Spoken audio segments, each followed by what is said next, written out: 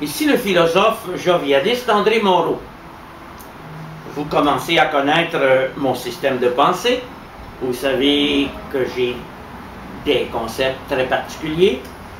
L'immatérialisme au niveau de l'épistémologie, la doctrine de l'absolu relatif au niveau de l'ontologie et bien entendu la métaphysique du je suis intussusceptif.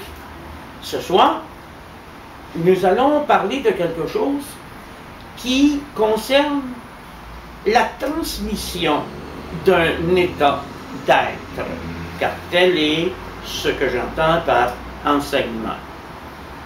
J'ai un petit livre facile d'accès qui s'intitule L'enseignement jovialiste, et ce livre-là a pour but de donner le goût à ceux qui vont le lire d'approfondir l'idée du jovialisme.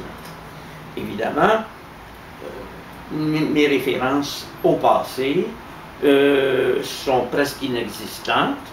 Je n'appartiens à aucune tradition, vous le savez maintenant, et je n'ai pas eu de maître. Il m'a fallu tout inventer. Parce que je n'ai pas rencontré de doctrine philosophique susceptible de m'inspirer. J'étais toujours un peu mécontent des réponses que je recevais. Alors, en m'inventant une solution aux grands problèmes de la vie, ben, j'en ai profité pour m'inventer moi-même. Cette invention de soi est une sorte d'auto-improvisation supérieure. Comme si je me permettais d'abord de vivre mon humanité avec conscience.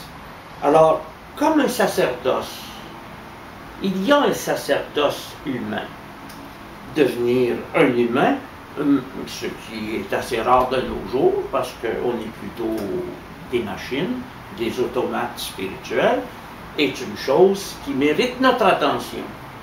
Et l'enseignement jovialiste serait d'abord d'essayer de comprendre son humanité et de parvenir à un sommet. Mais pas par l'évolution, parce que je ne crois pas à l'évolution. Par contre, il y a en nous des forces spirituelles, et je dirais que cet enseignement-là vise aussi, par voie de conséquence logique, à acquérir cette royauté spirituelle qui fait que nous pourrions nous comporter comme des rois dans notre propre royaume. Or, vous savez qu'un roi n'obéit pas aux préceptes, aux principes, aux commandements des autres rois, des autres royaumes. C'est lui qui édifie, c'est lui qui édicte la loi.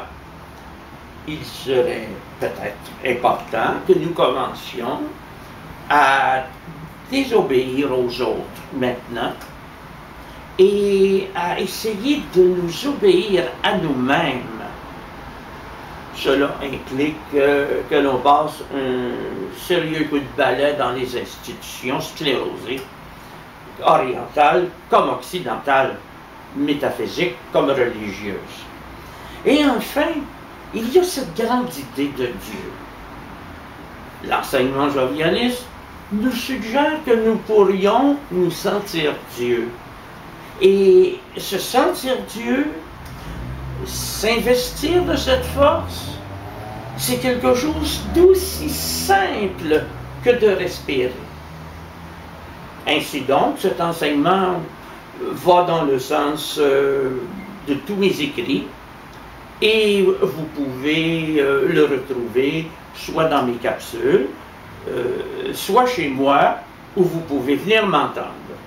M'a-t-on compris?